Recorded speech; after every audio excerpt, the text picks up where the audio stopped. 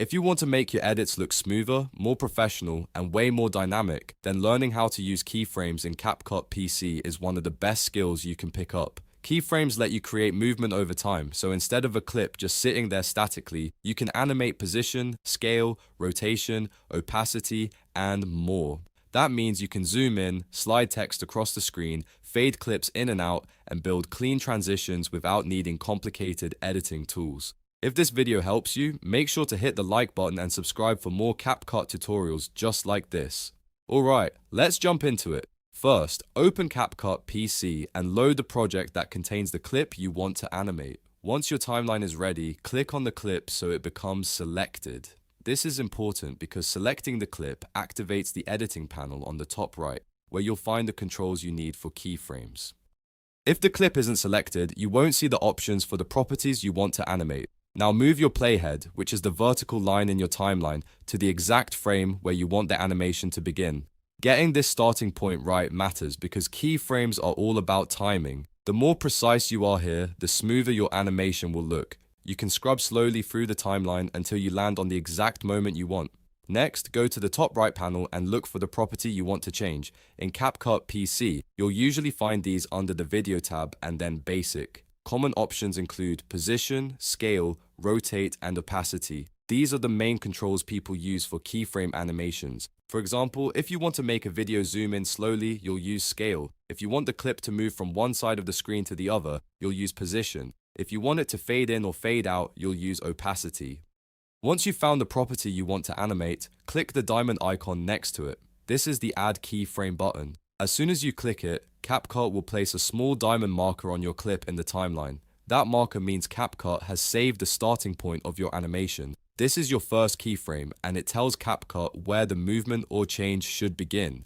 Now comes the part where the animation is created. Move the playhead forward in the timeline to the point where you want the animation to stop or reach its final look. You don't need to add a second keyframe manually in many cases because CapCut will automatically generate one when you change the property value at this new point in time. That means all you have to do is adjust the setting after moving the playhead. For example, if you're working with scale, you can zoom in on the video preview. If you're working with position, you can drag the clip or the visual element to a new spot on the screen. If you're working with opacity, you can lower the value to make the clip fade out. The moment you adjust that value, CapCut creates a new keyframe at the current playhead position. Now CapCut knows to gradually transition from the first value to the new one over time. This is what makes keyframes so powerful. Instead of jumping instantly from one look to another, CapCut blends the motion between both points. So if you set one keyframe at normal size and another keyframe later at a larger size, the software will create a smooth zoom effect automatically. If you set one keyframe at the center and another keyframe off to the left, your clip will glide across the screen.